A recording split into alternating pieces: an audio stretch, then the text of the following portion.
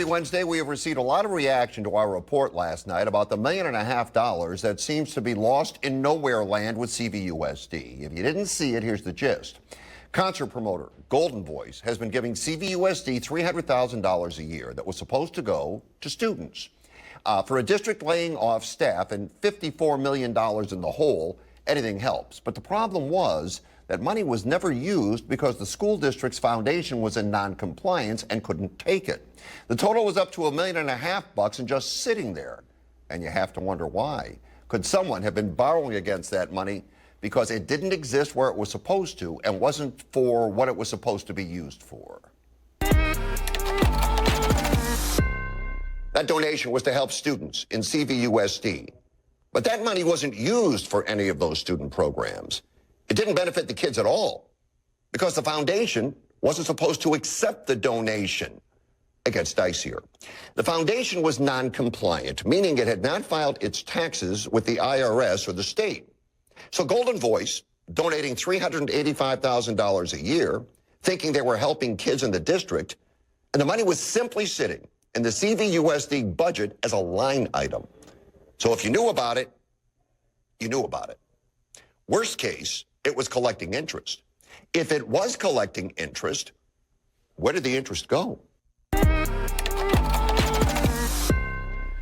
Well, after that, as you can imagine, people were angry and confused. Look at this Facebook comment. Maria Santos wrote, if Golden Voice has been donating money for student programs, then why do students that attend the ACES programs pay for the uniforms like for cheer team?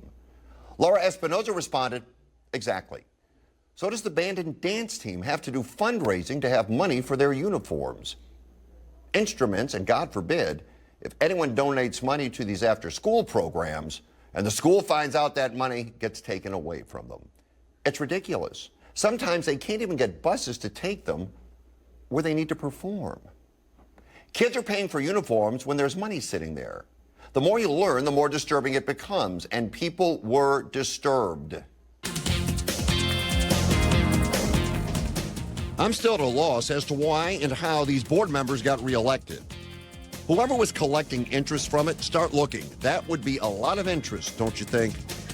Could be an argument over whose pockets get lined the most. FBI needs to investigate the city of Coachella and CVUSD. The city of Coachella and the people who run it have been stealing money from the city for decades. This is nothing new. I hope they do a thorough audit investigation into this city, and please believe a lot of people will be arrested. So much corruption in the city of Coachella. The city and school district should be audited. Need an investigator from out of town to investigate all of this misplaced or missing money. They not only hurt teachers' positions, but hurt the students too. People of Coachella need to stand up. In the past, no one would say anything because they were terrified about retaliation. Now they're not. But do the power brokers of that school board care? The impression is that they don't. Do you think they'll care about this? Now the district is being sued by the teachers union president, Carissa Carrera, after they tried to discredit and basically ruin her because the union didn't endorse a couple of them in the recent election. The power-mad individuals started playing games, but this time the game is up. On Monday, Carissa was named Woman of the Year in District 36 by the California State Assembly. We're joined by her attorney, Megan Beaming Jacinto.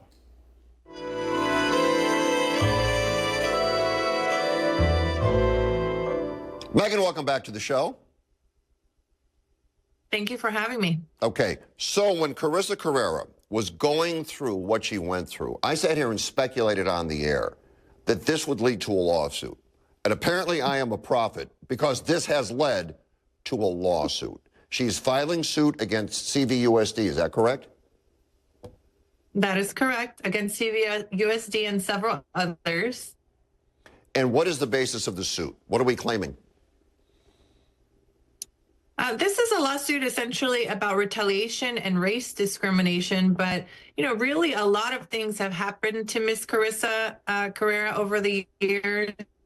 And so, that entire sequence of events and facts and violations of the law are all outlined in the lawsuit.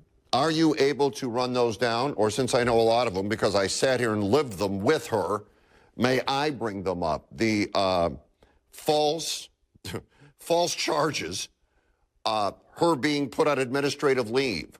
It was done for political gain. She wasn't notified by the district despite the fact the case had been cleared up because there was nothing to it in the first place. Are those the kinds of things that are included in this lawsuit? Absolutely. And that is really where things came to a head in Ms. Carrera's experience.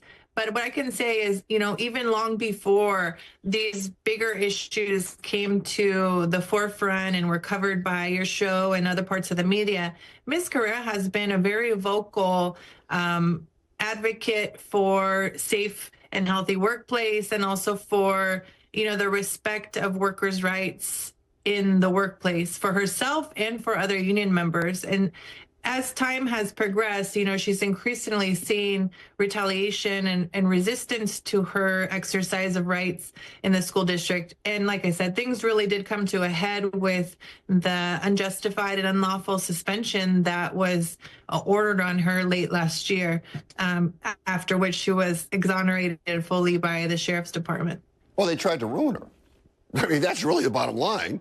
There were members of the board, I don't know if you can even say it as her attorney, but there were members of the board that tried to ruin her for their own political gain.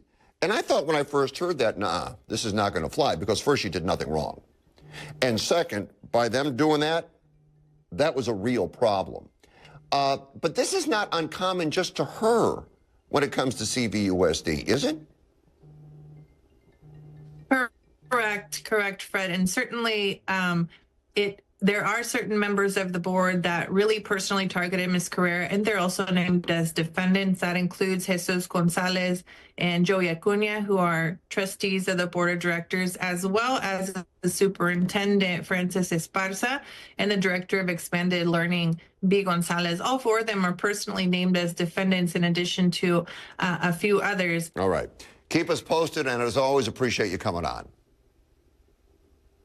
We will do that. Thank you. Well, we'll see if the folks at CVUSD care about that.